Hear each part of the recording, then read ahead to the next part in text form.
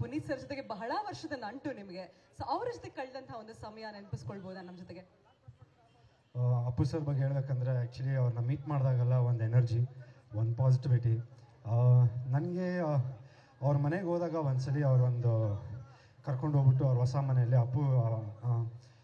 ಅಪ್ಪಾಜಿ ಫೋಟೋ ಮುಂದೆ ನಿಲ್ಲಿಸ್ಬಿಟ್ಟು ನನಗೆ ಒಂದು ಮಾತು ಹೇಳ್ತಾಯಿದ್ರು, ಧರ್ಮ ತುಂಬ ವರ್ಷದಿಂದ ಸಿನಿಮಾಲಿ ಕೆಲಸ ಮಾಡ್ತಿದ್ಯಾ, ಬಟ್ ಎಲ್ಲೋ ಒಂದು ಬ್ರೇಕ್ ಅಂತ ನಿನಗೆ ಸಿಗ್ತಾಯಿಲ್ಲ.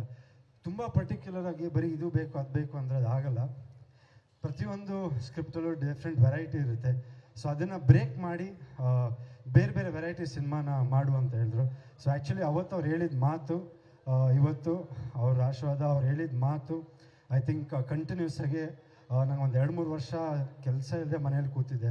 ಏನು ಮಾಡೋದು ನೆಕ್ಸ್ಟು, ಏನಾದರೂ ಬೇರೆದು ಏನಾದರೂ ಪ್ಲ್ಯಾನ್ ಮಾಡೋಣ, ಏನಾದರೂ ಮಾಡೋಣ ಅಂತ ಹೇಳಿದಾಗ ಅವ್ರ ಮನೆ ಹತ್ರ ಹೋಗಿ ಮಾತಾಡಿದಾಗ ಅವ್ರು ಹೇಳಿದ ಒಂದು 2-3 inspire words I think today ಇವತ್ತು ಕಂಟಿನ್ಯೂಸ್ ಆಗಿ ಎಲ್ಲರ ಆಶೀರ್ವಾದದಿಂದ ಕ್ಯಾಡ್ಬರೀಸ್ ಅಂತ ಒಂದು cinema, Vasundhara Devi and Talwar, so 3 cinema ರಿಲೀಸಿಗೆ ರೆಡಿ ಇದೆ.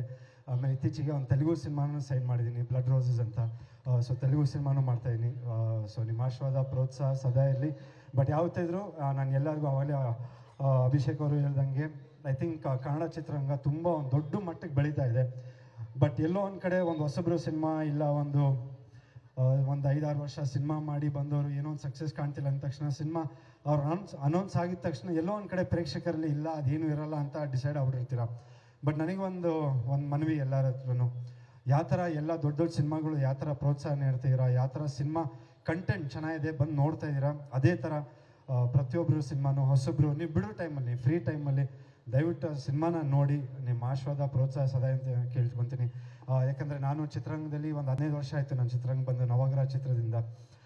ಸೊ ಅವತ್ತಿಂದ ಇವತ್ತಿನವರೆಗೂ ಒಂದು ಸ್ಟ್ರಗಲಿಂಗ್ ಫೇಸ್ ಅಂತ ಏನು ಹೇಳ್ತಾರೆ. ಯಾಕಂದರೆ ನಮ್ಮ ತಂದೆಯವರು ಕೀರ್ತಿರಾಜ್ ಅವರು ಒಂದು ಟೈಮಲ್ಲಿ ದೊಡ್ಡ ಕಲಾನಟರು ಆ್ಯಂಡ್ ಇವಾಗ ಒಳ್ಳೊಳ್ಳೆ ಕ್ಯಾರೆಕ್ಟರ್ಸ್ಗೂ ಮಾಡ್ತಾರೆ.